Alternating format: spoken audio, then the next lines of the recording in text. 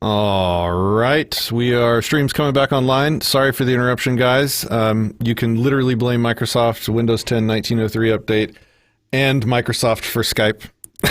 That's all I'm saying. So, welcome back, everybody. Hopefully, let's see. Let me check our chat here. Make sure that everybody is still connected. Looks like we're still connected. Welcome back, ladies and gentlemen. Okay, so let's pick up where we left off, which was pretty much at the beginning. So sorry for the connection issues. Let's kind of start back with okay, my last question to you was, you did something ultra rare that not many people do, which is, you actually went and took action on your beliefs in another part of the world on other people's behalf that didn't even, well, it was like an altruistic act, right? What is your takeaway from having done what you've did? Like, what have you learned? What have you come back, thinking about? Wow, I had so many takeaways. It was an incredibly rewarding experience. I think to go out and support these movements, it can be incredible for your own life, to see the love and appreciation and support that someone from the United States was not only caring but coming over to help and to share some of the risks. It was an incredible experience, and I feel like I left a part of me in Hong Kong still in the struggle. It is a part of me, and I'm a part of it, which is why I feel the need to go back so soon. Other takeaways. So part of the reason I went is because I believed from the beginning that there were numerous implications for the United States, for the whole world, with what was going on in Hong Kong. The conflict between a popular movement for freedom and an authoritarian government, and also the tactics and strategies that were being used, the ways of organizing, the technologies. So I've learned a lot from that. And I actually saw an article recently from Quartz, which was, I believe it was Hong Kong is exporting its protest style, something like that. And it was about protesters in Catalonia adopting a lot of the tactics of Hong Kong protesters, including social media presence, a be like water, kind of fast-moving, flowing protest style, which is a break from the past where large protests typically occupied static positions for the duration of the protest. Wearing of masks to avoid surveillance and identification, and actually cross-coordinating the movement.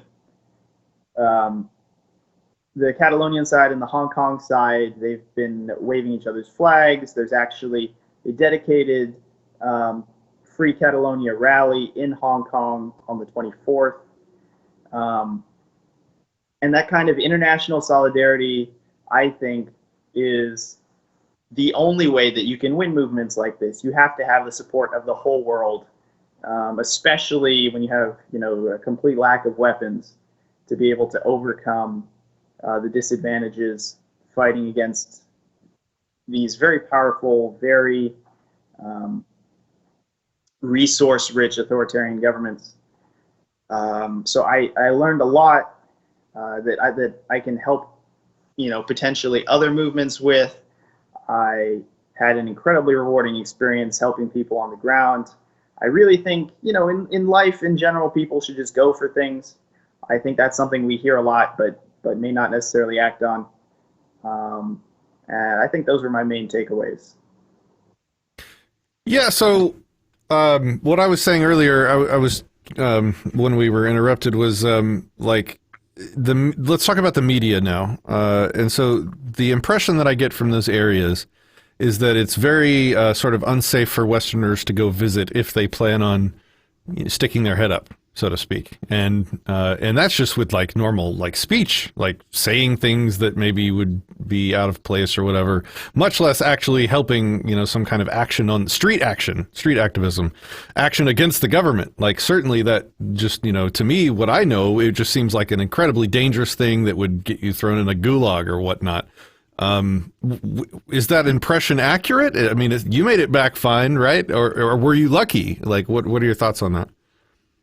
I got incredibly lucky a couple times in the course of street protesting, but Hong Kong still holds the pretensions of being a liberal system. I wouldn't say it's a dangerous place for Westerners. The city of Hong Kong itself, as long as you keep your head down, you're right. There actually have been a couple Westerners arrested in the protests. I believe they were expats. Mainland China is very dangerous. It pretty much fits the exact profile you were saying. Recently, two American students who had like a group for helping English teachers come over, they were arrested on what the vast majority of people consider trumped up charges by China. That's a practice that China has used many times to fight back or put pressure on foreign governments. They arrested two Canadians earlier this year in kind of retaliation to some things Canada was doing. So it's a big danger. I've talked to executives and business people. They're afraid to travel to mainland China. They think that if you're at all high profile, you could easily be held hostage. So I would definitely say that mainland China 100% fits that profile of being very dangerous for Westerners right now. Hong Kong, on the other hand, even though they've cracked down, they've invoked emergency powers, they still have this pretension of being a liberal system. They have a due process and something of a Western set of laws. So you're fairly safe in Hong Kong as a Westerner for now, I think, as long as you're not directly involved in the protests. Okay, so I remember there's this thing on YouTube. There's so many subgenres, but one of them is like there's these motorcycle vloggers, and all they do is they record themselves riding their motorcycle around various places in the world. And these two guys, I can't remember the names of their channels, but they are West. Sorry, what? I believe it's Serpenza and Lao Y86. Yes, is that from China? Yeah. They're former expats in China. It's so cool that you knew who I was talking about. Are they still alive? Because the last videos I remember seeing from them were like, the 10 things that are banned here or something like that. And then they just fell off my feed. I wonder if YouTube's censoring them or whatever. YouTube definitely could be. They're definitely still alive. They both fled China, I think, about a year ago. So they're in the U.S. now. Okay, well, so they're alive then. That's good to know. I feel good about that. All right, yeah, I was really worried about them because that's where like a big part of my impression of the area was coming from was these vloggers that I'd been following for like 2 years. I had been watching their channel, and I just started seeing more and more and more like scary, problematic things going on in China. And I can't, if you go look at their videos, you'll probably see me in the comments. I'm like, get the fuck out of China! What are you doing? That's like the walls are closing in, and it's cool that they made it out. So let's so about the media. I know that you had some things that you wanted to say about how the media over here, I mean, like communicates the news about what's happening in Hong Kong with us. What were the things that you wanted to say about that? All the controversies that have been in the media, it was really incredible to see because it timed right about when I was coming back from Hong Kong.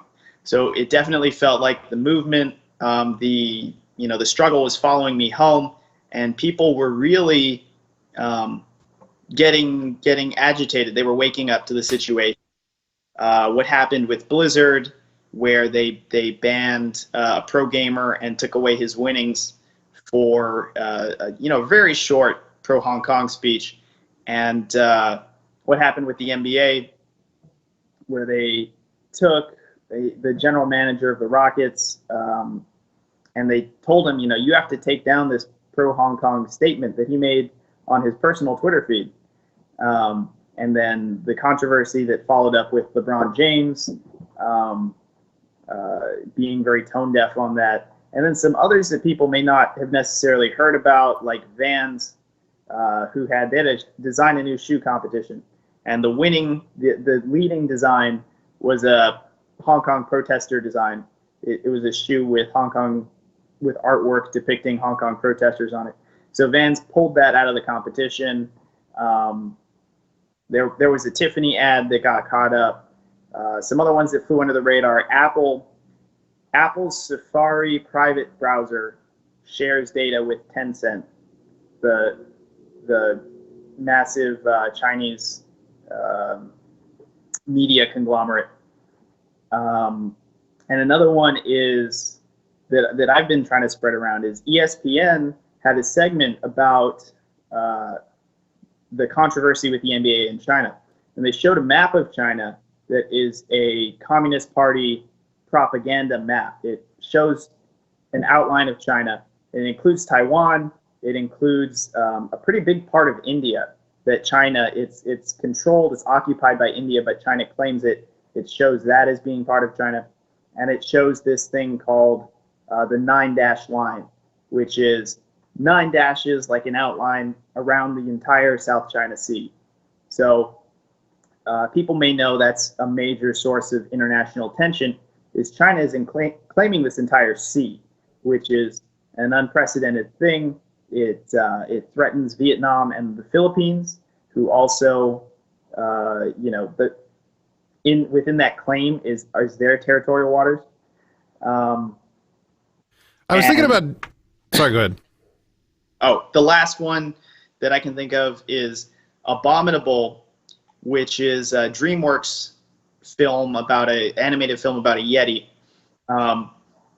Also had this 9-dash line. It showed a picture of Asia, and this 9-dash line was in the picture of Asia, which is clearly a Chinese directive. Someone from China is telling them to do that, because otherwise it's a ridiculous thing to do, to just put a dashed line in the middle of the ocean. And that caused the movie to be banned in Vietnam and the Philippines, because they're saying, well, this is China threatening us.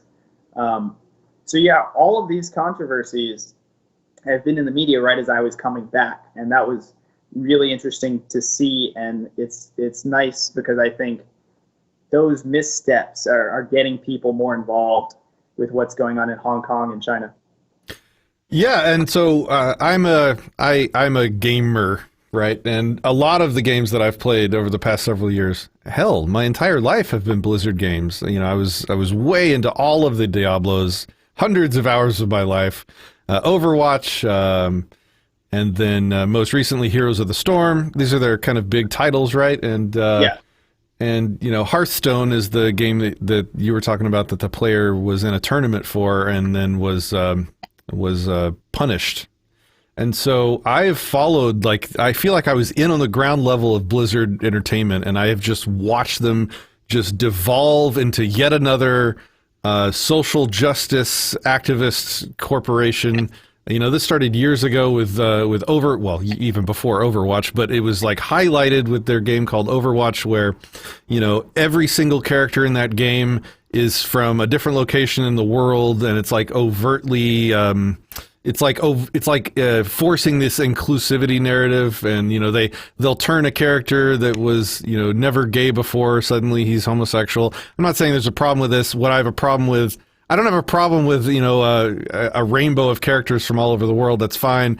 I have a problem with it being an activist narrative that they're pushing. Same thing with homosexuals. I could care less who people enjoy sleeping with, but when you're manipulating your game to send political messages, I think a lot of gamers have a problem with that. And so that's kind of where I started shying away from Blizzard. And then now I don't know how much time you have today, but it might be a good nuanced discussion to just discuss the Blizzard thing with this guy getting banned, because my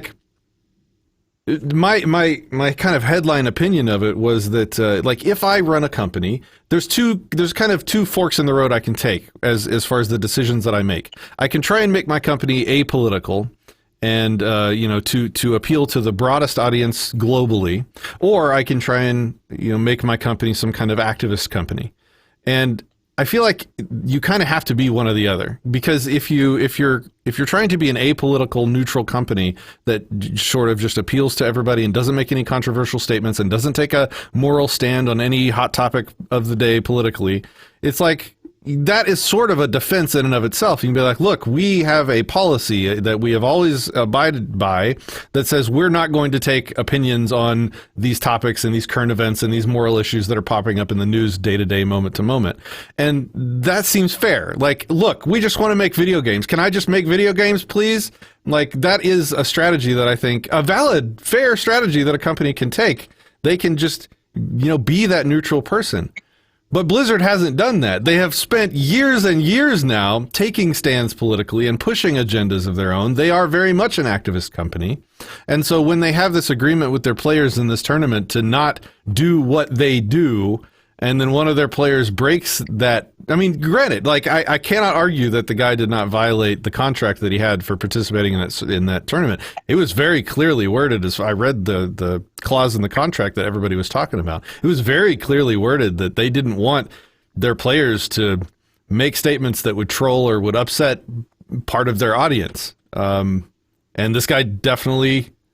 Who did he upset, though? People in China? Is that the problem? Maybe you can kind of fill us in on that side of it. Like, who is Blizzard worried about pissing off? Because it's clearly, I don't know anybody in the Western world that got upset by anything happening in Hong Kong. Can you maybe give us that side of it?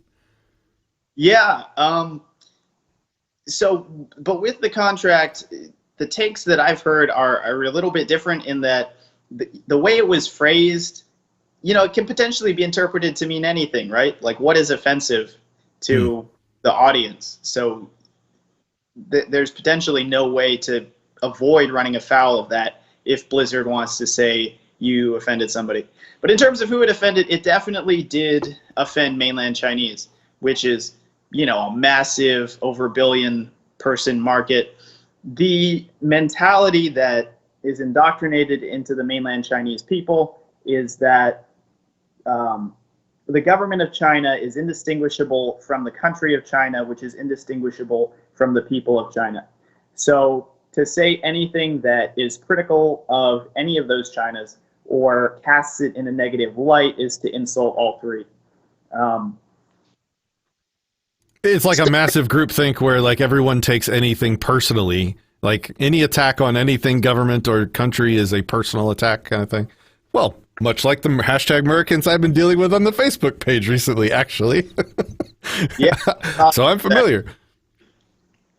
Yeah, it's very groupthink. It's very collectivist. I saw an interesting interview recently where some Chinese students in Australia were counter-protesting some Hong Kong protesters. And the interviewer was saying, why can't these people complain when the government is mistreating them or doing something wrong? And these Chinese students said, well, how come they get to complain? If they complain, other people will complain, and then everybody will complain. Nobody can complain. That is how you support China. And I was just like, crazy. Like I can kind of understand the logic, but it's such a crazy world to be living in that mindset.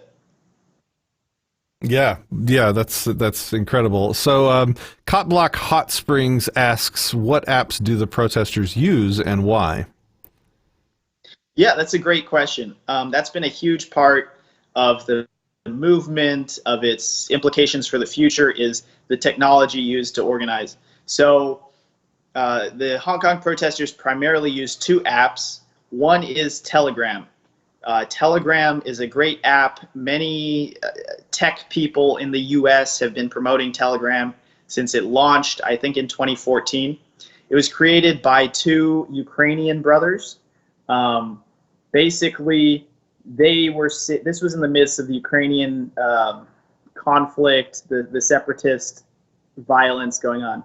And these 2 Ukrainian brothers basically said, we're sick of Russian hackers being able to tap all of our comms. Just anything Ukrainian people say Russia sees. So they created Telegram to be a highly encrypted messaging app. It's very much an activist company, like you described earlier. Their activism is to provide privacy and security for people. So the Telegram messaging app, probably the best messaging app out there. It's a huge part of the movement. You can create these group chats and customize them all different ways. The protesters use many group chats that are bulletin boards. So you'll have 20,000, 80,000 people in a group chat, and there will be, people will submit updates to the admins, and the admins will curate it and post important updates, such as where the police are firing tear gas, what high-profile arrests have happened, where planned protests are. People will create basically like flyers with upcoming events, and different groups will create these events. There's the Civil Rights Front, there's Democratic groups. Yeah, exactly like that. And so these schedules will be created, and then they will be spread through Telegram messaging groups. The other major app is called LIHKG. LIHKG is another really interesting app. It's a little bit opaque and unapproachable for me, simply because I cannot read or understand Cantonese. What LIHKG is it's a Reddit style message board website that also has an app. But it's much more secure. So it's only for Hong Kong residents. You have to have, I think it's a resident ID number. You have to have unique identifying Hong Kong information. And I believe you also have to be referred by another person, which is an effective security measure that the Chinese WeChat also uses. And then you're put on probationary status as a new member, I believe for 90 days. So if it's revealed that you're some sort of pro-Beijing troll or something, there's ways to easily and quickly remove you from the whole forum. So I'm not able to use LIHKG, firstly because I don't have Hong Kong ID, and secondly because it's almost entirely in Cantonese and I can't understand Cantonese. But I think it's a really interesting technology to learn from alongside Telegram.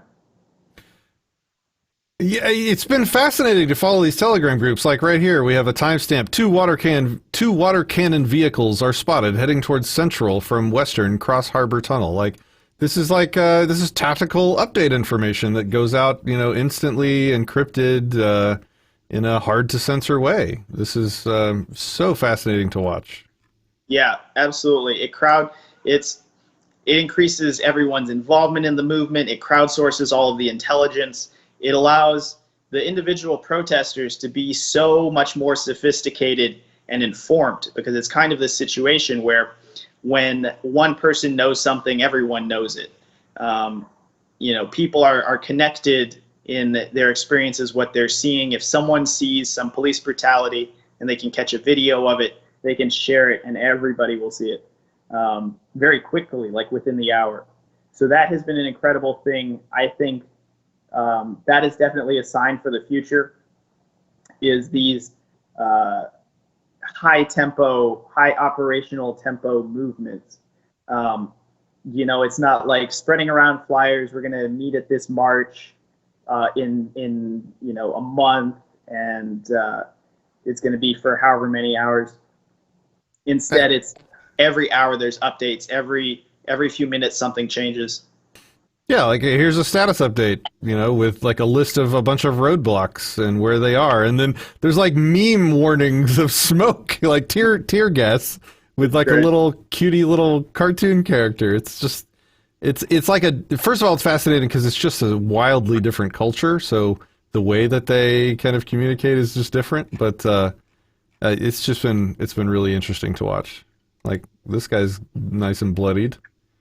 And then there's other memes going around about Hong Kong, like the Second Amendment is so that we don't have to use bamboo spears to defend ourselves. Like, I don't know if you've seen those, but they're fascinating.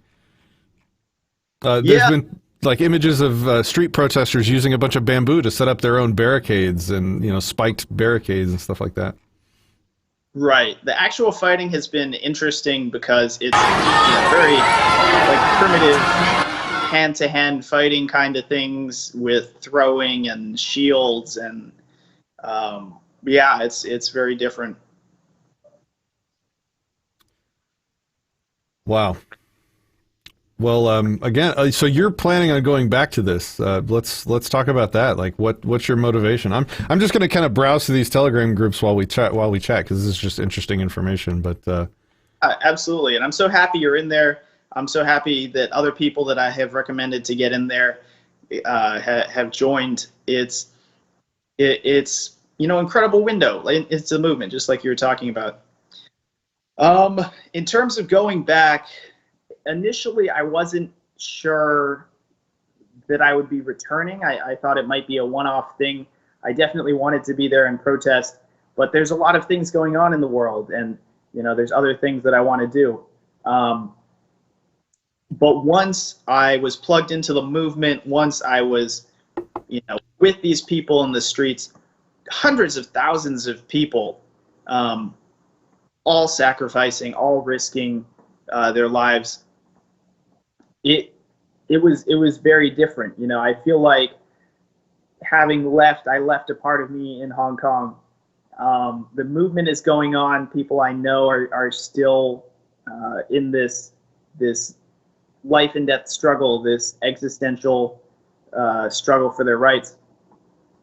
And I feel like there's no other option than to go back. And another interesting thing is so many people have reached out and said, hey, I'd like to support you going forward. And so that has made it possible. It's not easy to do two trips in 2 months, especially getting some material that I want to bring with me. So yeah, I feel like there's no option other than to go back. I think the importance is just as much and probably more than it was before I went. And I still feel a part of the movement, even though, I've returned to the relative safety of the U.S. so, again, I'll reiterate the offer. I know we kind of misconnected last time, but if you go back and you have video that you'd like to share, my platform is certainly open to sharing those videos. Just so everyone knows, I'm also going to give him posting access to the Disenthrall Facebook page, so that he can share the updates with the Disenthrall quote unquote community. And I wanna stay up to date. I want to follow your work over here, man, because there's no one else like actually putting action to the words of freedom in the way that you are. So this is hugely important learning opportunity. Like the lessons that you're going to learn over there, tactically, politically, like how people communicate, how political movements progress and evolve, and like if you have a goal.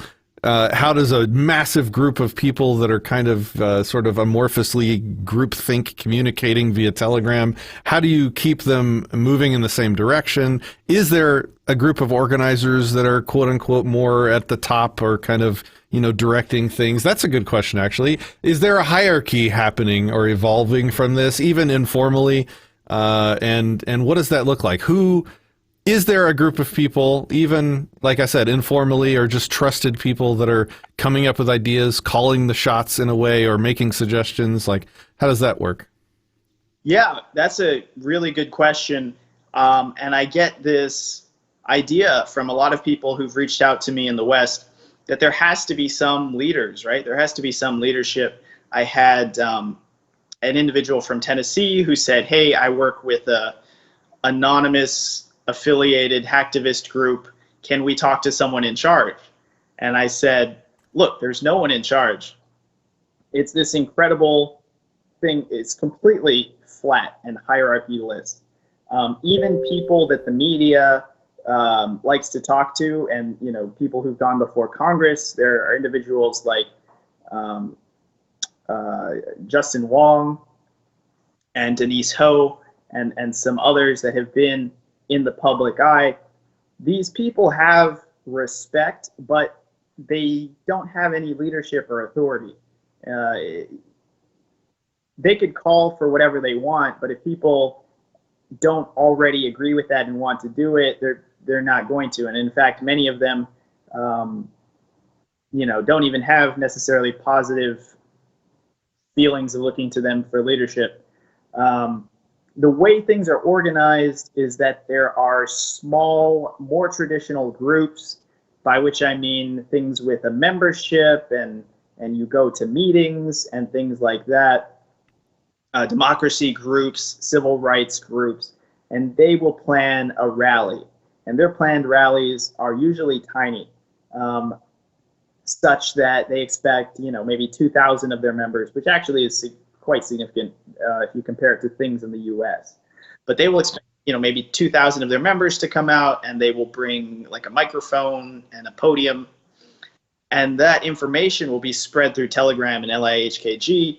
And then you have 150,000 people decide they want to go. Each person every day and every night is deciding individually what they want to do, where they want to go in the city.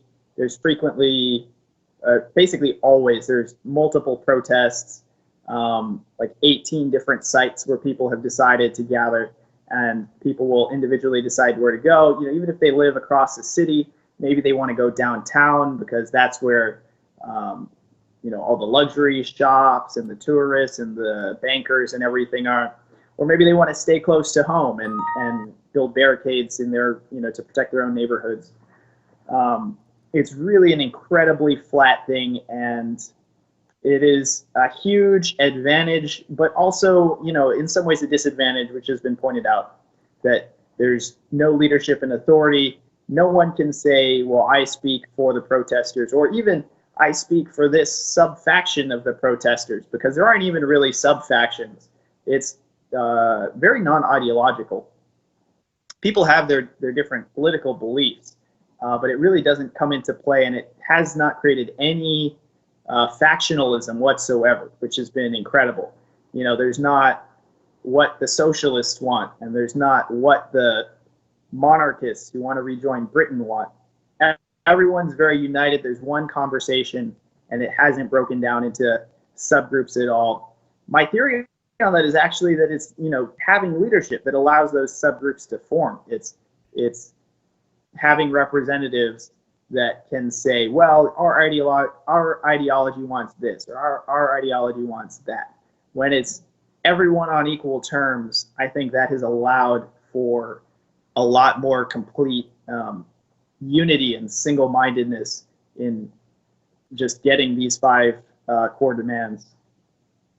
I mean, like I've just stumbled on this picture just now, and like I'm like half choked up. Like my sort of liberty-loving, freedom, even my like Republican upbringing just sees these words on the wall here. I don't know if you can read it on Skype or whatever, but somebody graffitied "Give me liberty" or "Give me death" on this wall in the middle of the street. You can't kill us all. Liberate Hong Kong. Fuck the something. I don't know what that says, but just seeing like these messages that like were raised in #Murica to like feel sort of like in our bones as God's truth on how we should be free and how we should be free of control and immoral government. And I see how you're inspired by what's happening over there, because this is what inspired me, when I was young. And it's literally somebody wrote that right there, trying to liberate themselves. Wow, this is so powerful. I mean, it's a tearjerker. Wow, that's awesome. Whew. Like really that's gonna be my wallpaper for like the next year, I think. That is just amazing. Yeah. It's incredibly emotional and inspirational. There's a ton of great content that I think really showcases that. that's been a big part of the movement, is artistic creation. I'll send you my favorite video after this. Um, it's it's a couple of speeches that protesters have given in English, which I think is really smart. Um, where one of them is, he's yelling, give me liberty or give me death. Hong Kong is the home of the brave, and we are brave. Um, and another one is a guy saying, he's a young guy, like probably a teenager, and he's really crying as he's talking to this reporter, and he's saying, we're going to fight for 20 or 30 years. When 2047 comes and China takes over our system, we'll all be slaves. All the students who are young today will be into their middle age, and they'll be slaves, and we'll all be slaves. But we're going to fight for those 20 or 30 years. It's really powerful stuff. Wow.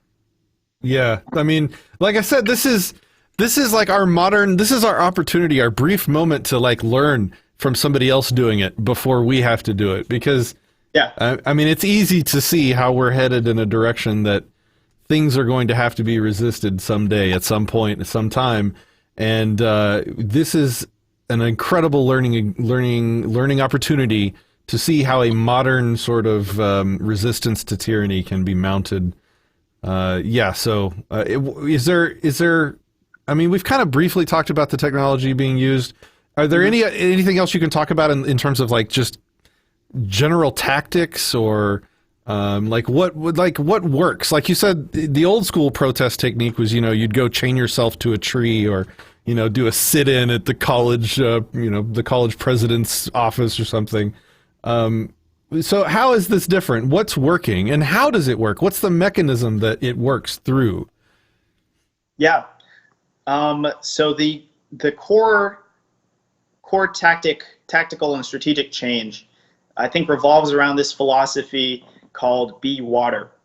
And that's something Bruce Lee said. He said, don't be too soft or too hard, be water, be flowing. So the way that works is that the protesters are constantly moving. There are these massive marches of tens of thousands to millions of people, and they are constantly marching, on the move, moving. It puts the police off balance. When the police come in and try to disrupt these marches, the protesters will flow around them. They won't necessarily try to hold their ground. They will flow in all directions. They will regroup at secondary sites. So messages will go out on Telegram, police are attacking the main road. Alternate sites are here, here, here, here, and here. People will go to those sites. They will reform marches, and they will move in different directions from there. They'll usually march on police stations. They'll march on government buildings, which demands a response. So then the police have to redeploy, and the protesters will constantly be flowing away like this and regrouping. And what it does basically is it allows protesters to take control of the entire city indefinitely, because they're simply moving away from the limited police resources and eventually reoccupying those same places in a way that they're not taking casualties. And this has already been copied in Catalonia. They had a massive march recently. They shut down the airport, and then they moved off and occupied some government areas. And they were just moving all day, and it allowed them to accomplish a lot more in terms of occupying spaces and disrupting, kind of the normal flow of the city of Barcelona that the government wants to preserve. One thing Catalonia needs to learn, and is trying to learn from Hong Kong, is how the social media aspect really magnifies their power. Because actually, there have been massive protests in Catalonia this year, like days ago, that rival Hong Kong in scale. But almost nobody knows about it because they don't have nearly the social media presence. So I think that's another important lesson. There's a lot of interesting tactical things that have worked really well. One of them is the use of masks and hats to circumvent identification. If the police can't capture your face, it's very difficult to then prosecute you for rioting or whatever. It's hard to tie you to some kind of charge if they can't provide positive identification. And it's also hard to follow you home and find you, make you lose your job, and make you get evicted, things like that. So the being incognito, they will bring changes of clothes with them. They'll change in sheltered doorways and things out of sight of camera, so they can kind of change their identities and keep their personal lives safe as they're going out to these mass protests. So the flow like water thing is a great analogy, and it kind of describes it very succinctly. But what is the goal of continually moving and not being able to like be boxed in or whatever? But like I don't know. Did you say the words like take over the city? It was like what is the goal? Like to disrupt the city? To like what is the mechanism of achieving? And the second question is, last time we spoke, there was like a list of 5 demands. Right. Can we kind of get an update on what progress has or hasn't been made? So like, and then relate that back to like how moving through the city in this way can kind of force change, I guess. Sure. Moving through the city and taking control of areas, it'll shut down commercial activity. It'll create tremendous political pressure. This mechanic is present in a lot of things, but where people may think that if mass protests are disrupting everyday life, that would reflect negatively on the protesters and would cause support for the government, basically that never happens. If these disruptions are occurring, it's going to increase support for protesters because the government is not providing, the basic conceit that is responsible for their existence, right? Which is to provide safety, order, normalcy, everyday life. So the taking control of the city is a failure of the government. It creates increased popular support, kind of counterintuitively. It creates immense political pressure. It halts economic activity, which is the primary leverage of Hong Kong. The primary leverage of Hong Kong is this incredibly wealthy, important city, a center for global trade and financial transactions. So those are all of the reasons why that is important and puts pressure on the government. If, like in the US, you just had some people marching for a little while, like an hour, and then they went home, nothing changes. You and I have seen that. We kind of know how that works, but this kind of occupying of the city really demands a response, which is what we've seen. As far as the 5 demands, unfortunately, the situation is still the same as when we last spoke. The extradition bill is not back. It has been killed, which was the original primary aim of the movement. The 4 other demands have not been met. The demand for full democracy, the independent investigation into police brutality, the removal of the characterization of riots, and the release of arrested protesters. However, fewer protesters are getting arrested. I think the police are having less and less success. I think the balance of power is more in favor of the protesters, who are becoming increasingly savvy with their tactics and their safety over time. Recently, the first, what's called a letter of no objection was issued by the police in over 10 days. And what that is when you want to have a public rally, you ask the police to give you a letter of no objection. And the police giving you that letter of no objection makes your rally legal. The police had refused to there were numerous rallies during that time period, numerous marches with over 100,000 people, but the police had been refusing to essentially legalize any of those events. They did so again for the first time on the 15th, and you had 130,000 people. It was completely peaceful. There were some beautiful photos taken. There was international press and attention paid to that, and I think that was really important because it represented a backing down of the police, a loss, if you will. They had, since October 1st, when October 1st got pretty violent and tumultuous, the police had basically said, okay, zero tolerance now, no more protesting, and they were forced to back off of that. And it also showed to the world that, despite all the conflict, Hong Kong still has a desire to ultimately be peaceful. Anytime the police don't attack, there is no violence. The violence is of a defensive strategy.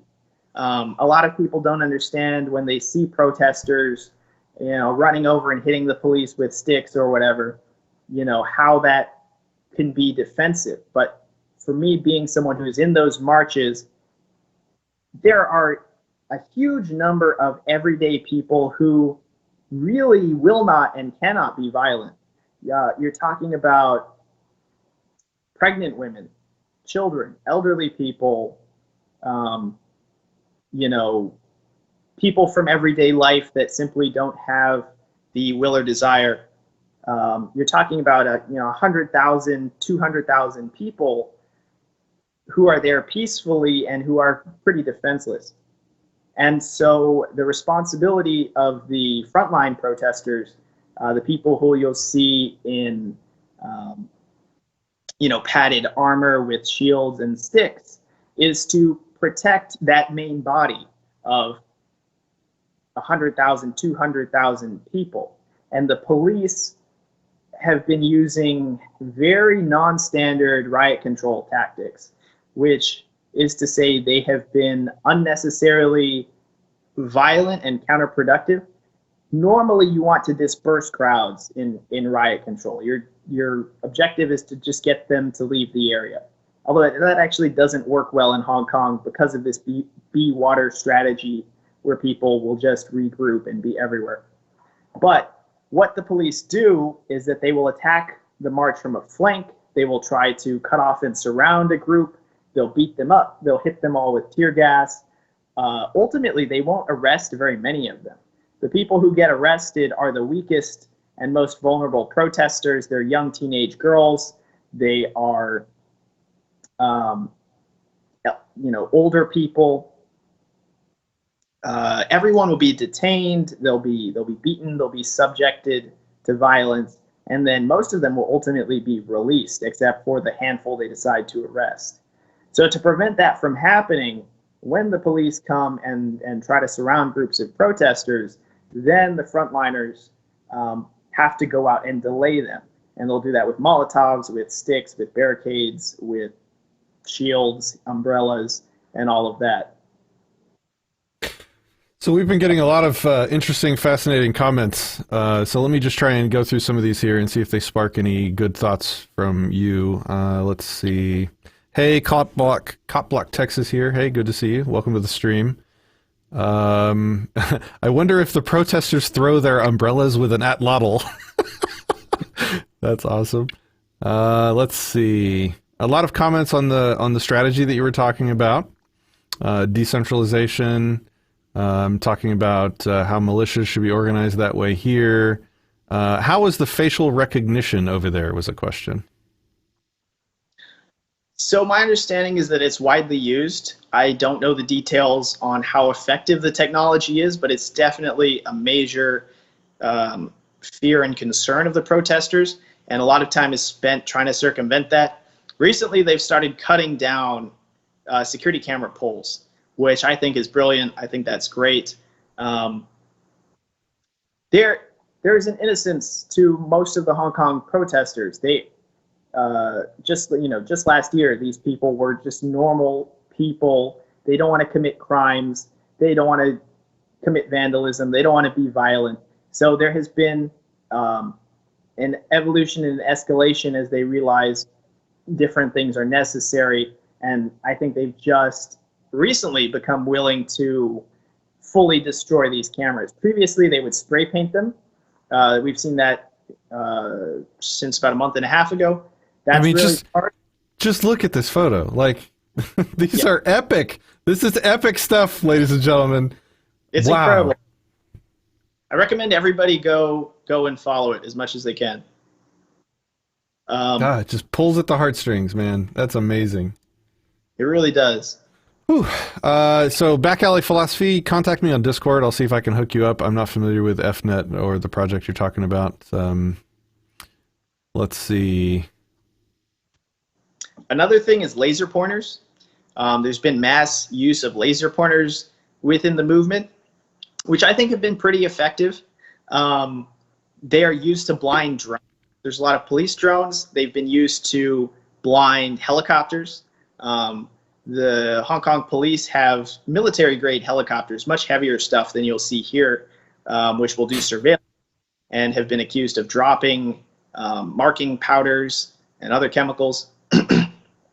So they'll use laser pointers against that. They'll use laser pointers to blind police snipers and police watchmen, I guess, people on Overwatch. Some of the benefits of the laser pointers is that they're cheap, they're accessible, and they're quite anonymous. Like, if you were firing some kind of projectile, it would actually be much easier to identify you than if you were in a crowd with a laser pointer. And so what you'll have is you'll have hundreds of laser pointers within these marches that are all homing in on disrupting drones and helicopters and police. Yeah, and some lasers can be powerful enough to actually cause like vision damage and actually damage cameras and things like that. So it's not like necessarily a benign weapon. That you can do damage with a high watt laser pointer. Yeah. Okay, let's see. Cop Block Hot Springs says, "I don't think the police have started to crack down yet, even a little." What's your response to that? Do you think that's the case? Do you think I've heard that opinion, and I mean, it depends what you mean by that. They have definitely cracked down. They have started aggressively going out and attacking these protesters when there's no need to. They've started trying to, outflank and surround and beat down groups of protesters. They've started shooting live rounds, which is not something they were doing at the beginning of the movement. It's really not something that is ever necessary for them to do, except as a consequence of their own incompetence. We've seen live rounds be fired maybe a dozen times now, and in every instance, it's because individual officers will run off and get themselves surrounded. And that is rule number one. Do not do that in riot control. I had some riot control training in the Marine Corps, and that's foundational. That's like rule -1, right? Stay in formation. There's more protesters than you. Don't get surrounded. So there has been a crackdown. There has been an increased use of force, increased brutality. Undercover cops are going in and committing violence and vandalism and starting fires. The reasons for that are unclear to me, but it has been revealed. You can see the riot police meeting up with these groups of undercovers dressed as protesters and, high-fiving and reintegrating. What else? There have been thousands of rounds of tear gas shot. You can compare it to earlier weeks. There's been a steady escalation in the amount of munitions used.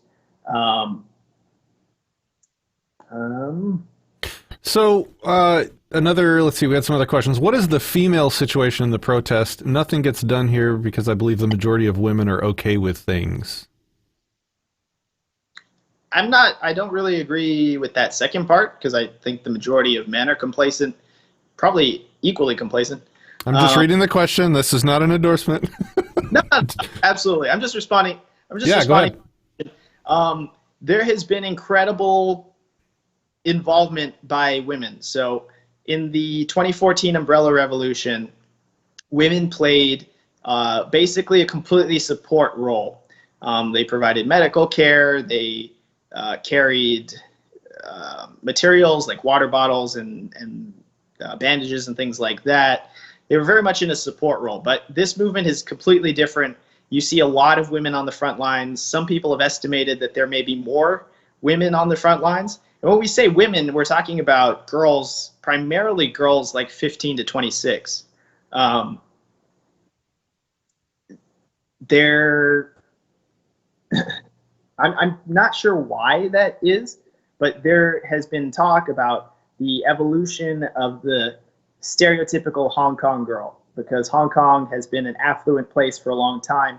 So there's kind of a valley girl stereotype with Hong Kong girls. They're, princess types. They're shallow and self-absorbed, and they're only worried about,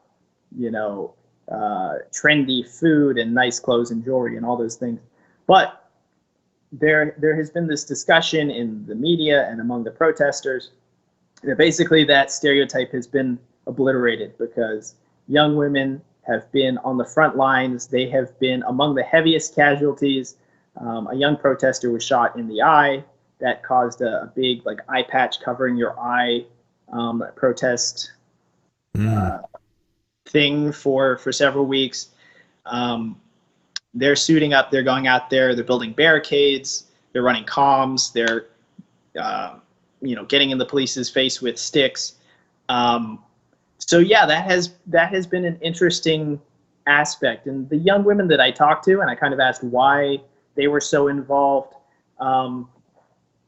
They said, I just feel like I have to do something for Hong Kong, and I have to be part of this. This is my home as well. God, just look at this. It's so inspirational. The activists here need to, what are you guys doing? You're just virtue signaling compared to these people. This is insane. I'm seeing a lot of, Pepe meme stuff. What's that about? What's their association to the Pepe thing?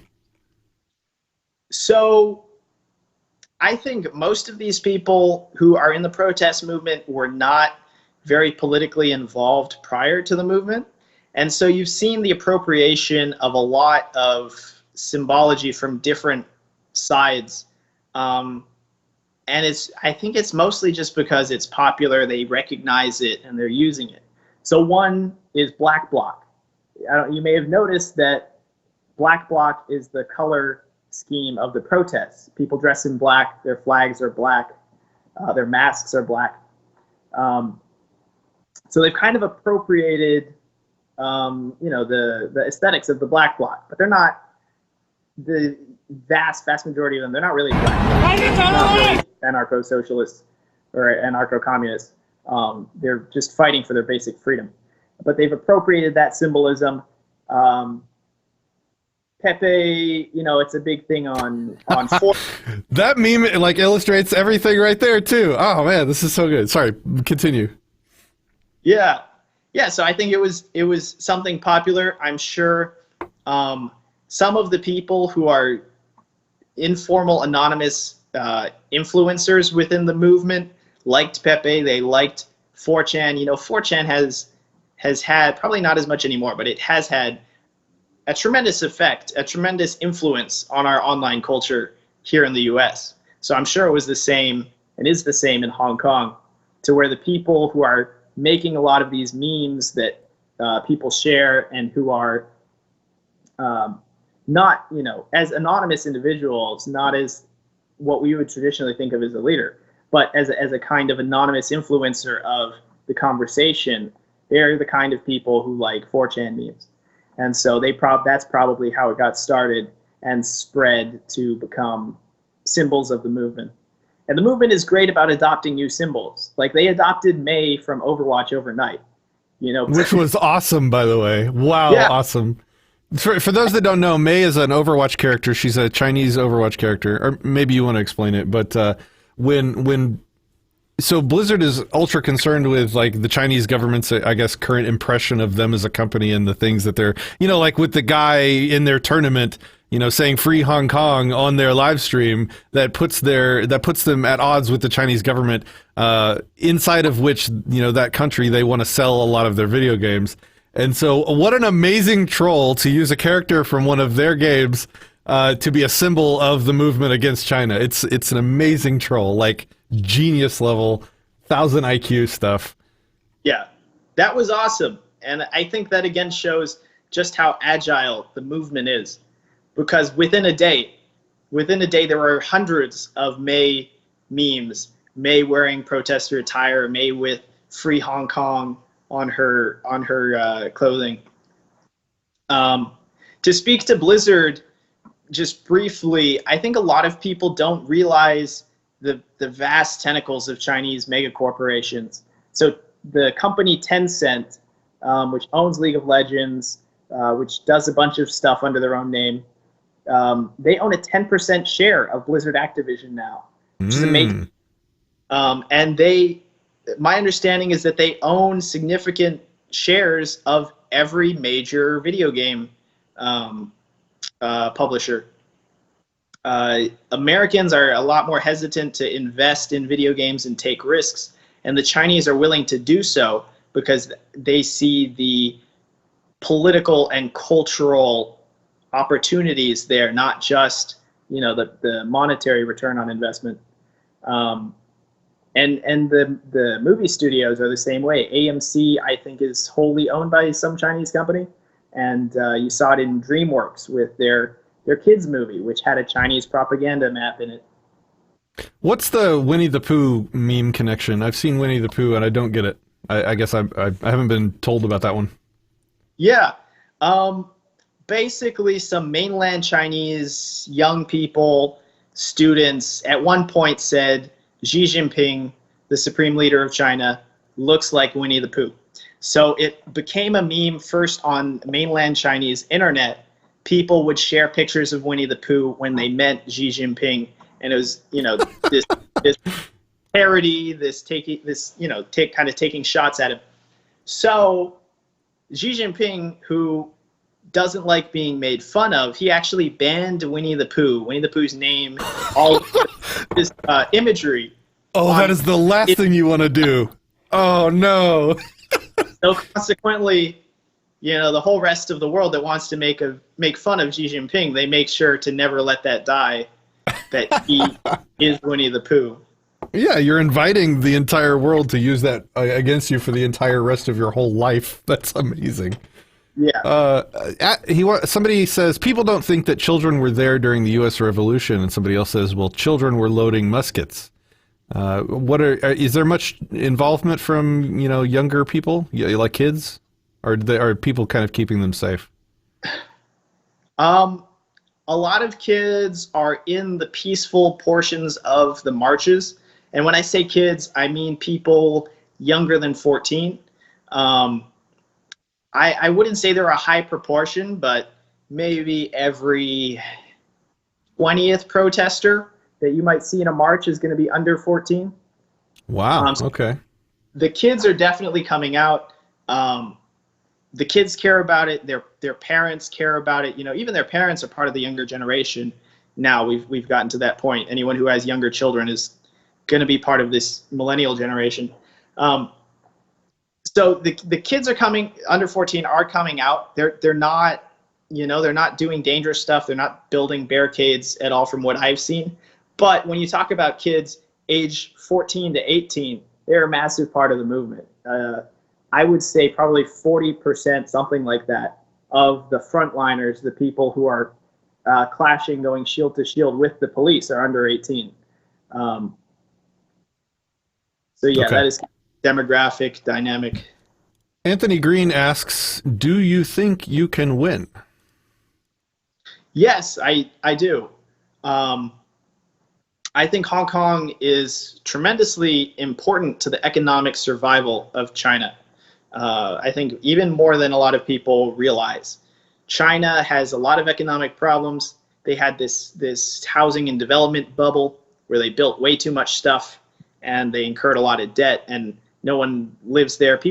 I think a lot of people have seen like the ghost cities of China. So they have this debt crisis from overdevelopment, very similar to what happened in the U.S. in 2008. And they don't have a lot of ways out of that. The yuan, the RMB, the Chinese currency, is not convertible. So they can't just get foreign funding directly. They need a place like Hong Kong, where you can change USD into Hong Kong dollars and then Hong Kong dollars into RMB. And there's Hong Kong's importance to trade.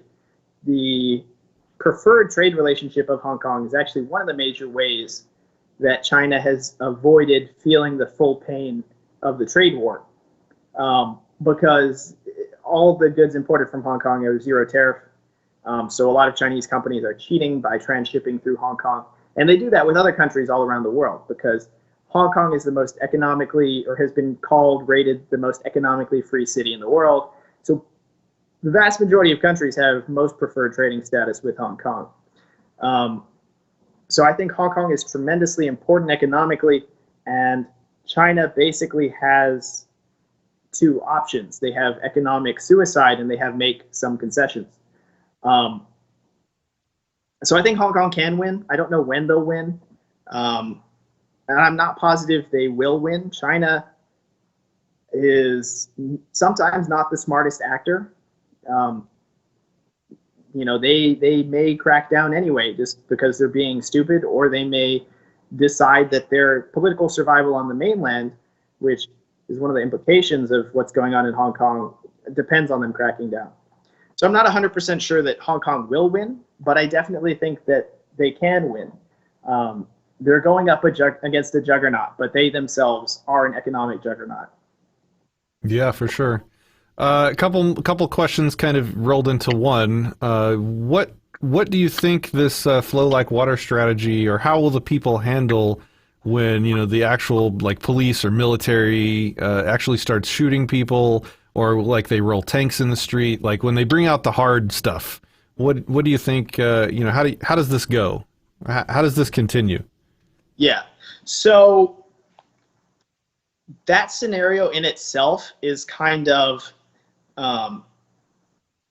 the end of the story in a way. I think that scenario is actually a lot more unlikely than people think that it is, because what that would mean is a full economic shutdown of Hong Kong. It would mean Westerners fleeing Hong Kong. It would mean the financial institutions closing, the financial markets freezing. It would mean a credit crunch in China.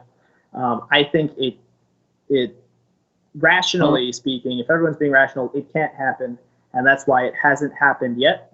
But saying it does happen, I think that water strategy will still be very effective in doing the same things, which is reducing casualties, extending the hostile resources. An American general wrote an article recently that I skimmed through. I will try to find it so I can share it with you. But basically, he wrote that if the Chinese military, if the PLA come into Hong Kong, A, they're not going to win, and B, it's going to be a very bloody affair for them. He essentially predicted a Northern Ireland type of situation, but with completely different demographics.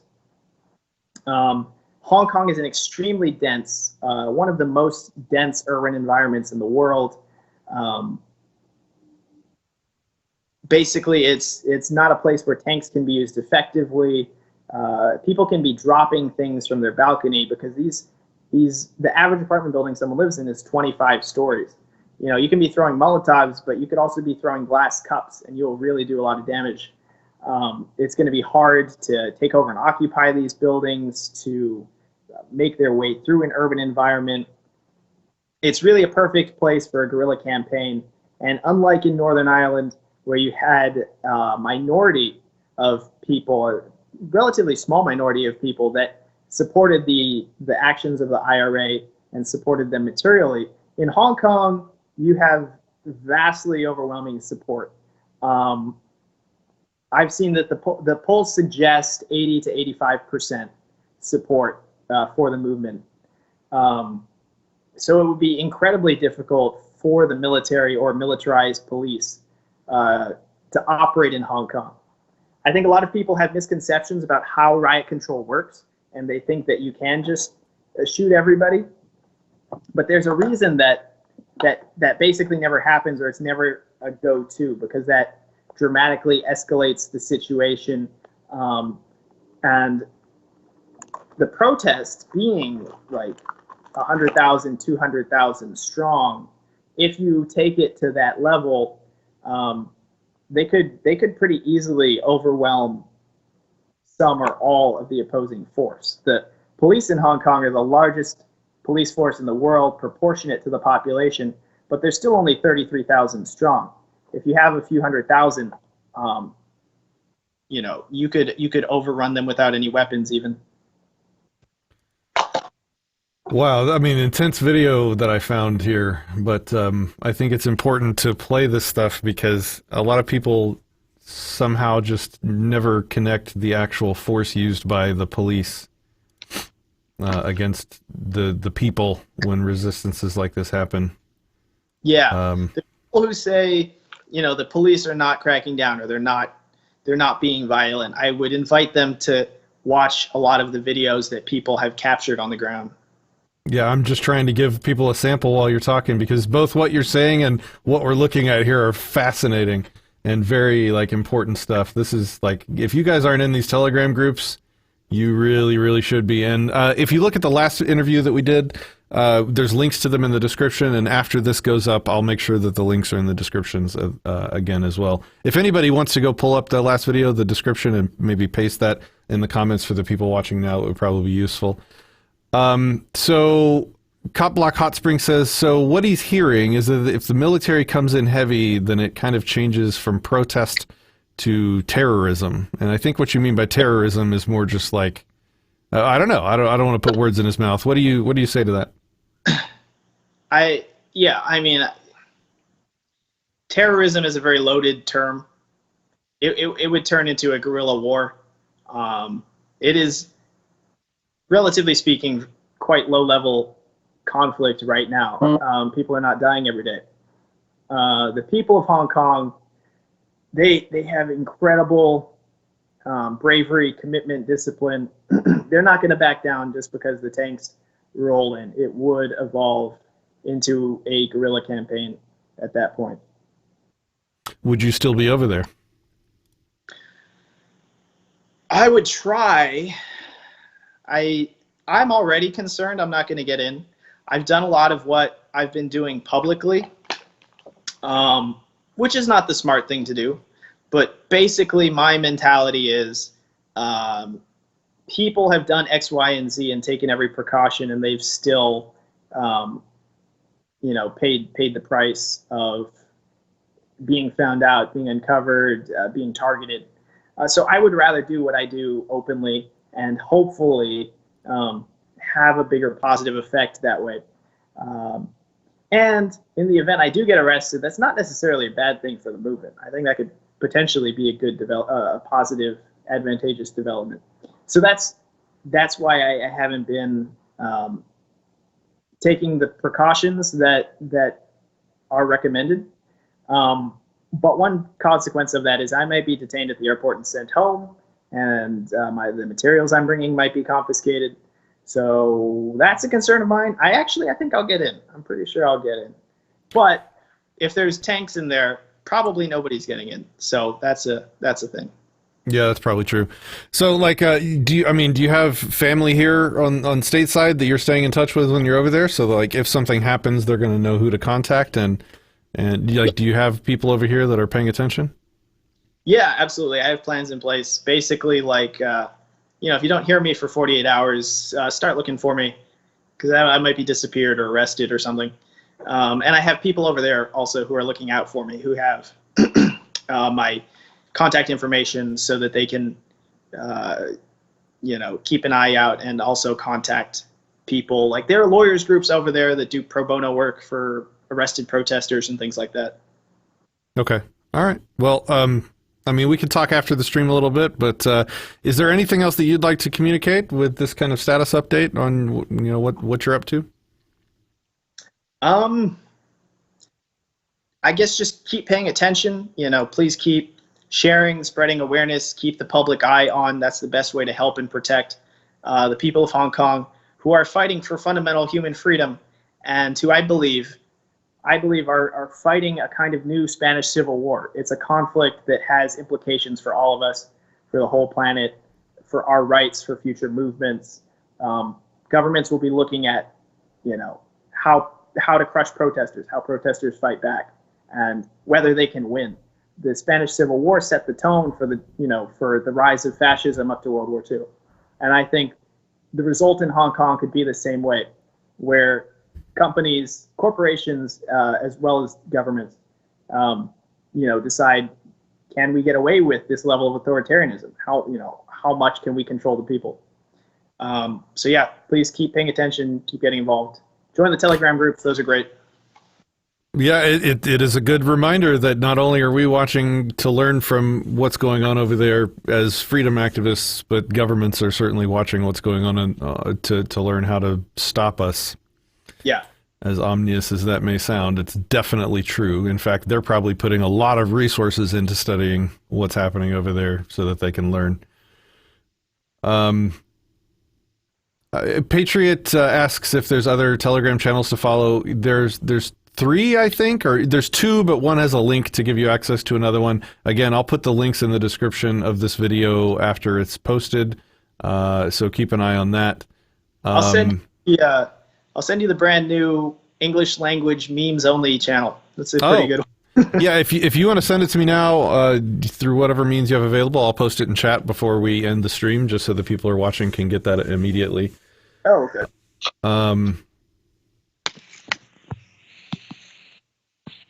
Guys, the questions in the comments, the questions from you guys have been top notch. I really appreciate it. This has been a fascinating and informative and important conversation, and I feel like the things that he's saying makes a lot of sense, and being able to hear him talk about it while we're looking at these live video and images from on the ground over there is super important. Oh, did I miss this call? Let's check. All right, let's see. I just want to make sure we don't lose him. He's probably messaging me stuff right now. Yeah, this has been a super awesome stream, guys. And again, thanks for your participation. Great questions. Okay, we're getting some messages here. One moment here. I want to make sure that I get these addresses to you. Okay, here's one. Here's the meme group.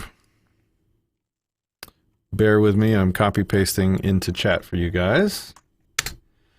If you like this channel and what it provides you, please consider donating through any of the methods that we make that available to you. Disenthrall.me/platforms will give you all of our platforms. We have Patreon. We have there we go. Are we getting you back here? I don't have video just yet. Sorry, I messed it up again. Totally fine, man. I'm just copy pasting your links here. Okay. All right, I'm gonna click that one too because I want me some memes. Yes, give me the Hong Kong memes. Join group, yes. All right, cool. Meme warfare is what most Americans are only good at. Meme warfare at this point. They don't know how to do anything else. All right, cool. Anything else? I guess you kind of gave us your closing. If there's anything else you'd like to talk about, please feel free. Now's your opportunity. Any last minute questions in the chat? Now's your chance. Again, please, we welcome your support here at Disenthrall. We have a great deal of equipment that we put together and purchase to maintain, these studios and to live stream this stuff to you. So your support is appreciated. Again, just as a reminder, I will be extending the posting access to our Facebook page to Ben here so that he can keep us up to date with the videos and the news and the stories that he follows. I've been seeing it on his personal page, and it's been some really good stuff. So if you don't follow Facebook, or if you don't follow Disenthrall on Facebook, that's probably a good idea.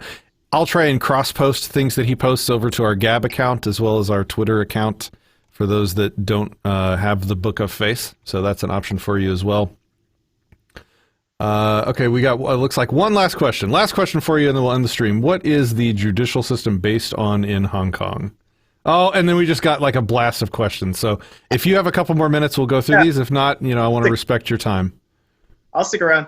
I'm no expert by any means, but my understanding is that the legal system in Hong Kong is based off the British system. I think that their courts are modeled off of the British judiciary system. I'm sorry, this meme. Oh my god, this is hilarious. Sorry.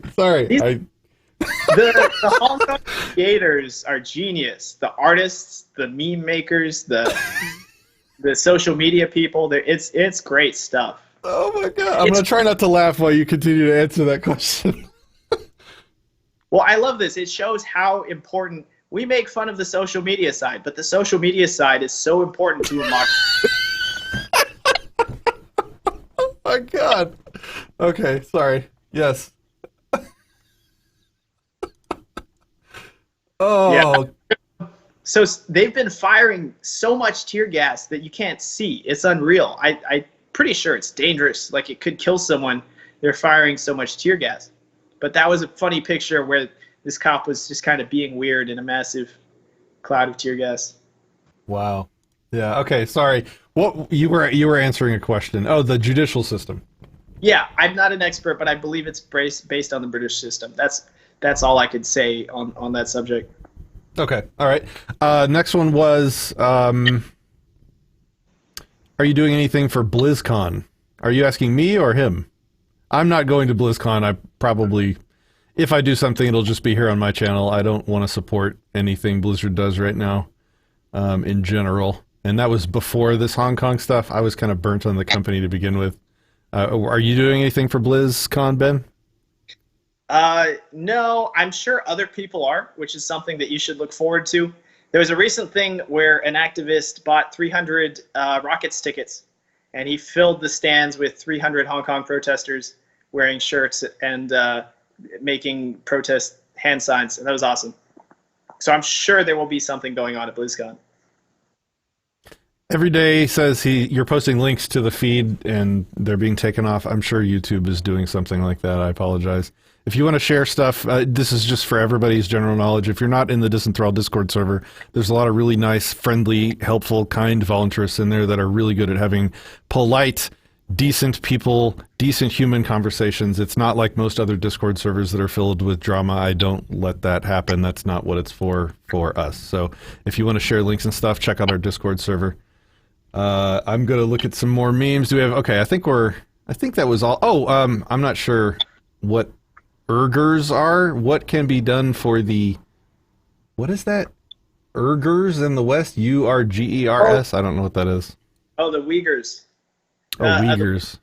Yeah, it's even funnier sounding. The Uyghurs. The Uyghurs are a Muslim minority group in Western China. That the Chinese are basically trying to eradicate. They have 2 million of them in re-education camps. They're really creepy. You can find some YouTube documentaries about it. They make them like put on makeup and do dances and like praise China every day. It's very bizarre. They have like 2 months of just teaching them how to make a bed, like a hotel style cornered bed. It's very, very scary, very disturbing. They're, doing torture things and basically trying to eliminate their culture and language. The U.S. Congress has started taking action on that. I don't approve of the government doing things. I like to do the things, but there can be positive effects for the pressure that the U.S. government puts on other authoritarian governments. What you can do for the Uyghurs, that's a powerful one. Holy shit. Yeah. Woo. Watch list: Microsoft, Adidas, what is that? Tesla, Coca-Cola, Netflix, Google, Blizzard, Facebook, Apple, Disney, NBA, and South Park. South Park. Oh, the Bad Boys. That's South Park. Got it. Interesting. Standing up to China, especially China's commercial interests, is a very good way. And, well, actually, I don't know that it's a very good way, but it's probably the best way that you can help the Uyghurs is to undermine the authoritarian Chinese government. I've been talking with a couple of activists stateside about trying to start a BDS movement to target Chinese companies, especially Chinese companies that are outspoken supporters of authoritarianism and oppression. because there is some difference within how they conduct themselves publicly. Um, China, the source of all of China's power in the modern world is its money. It's why the CCP is actually very popular among mainland Chinese people, because everyone's gotten much richer.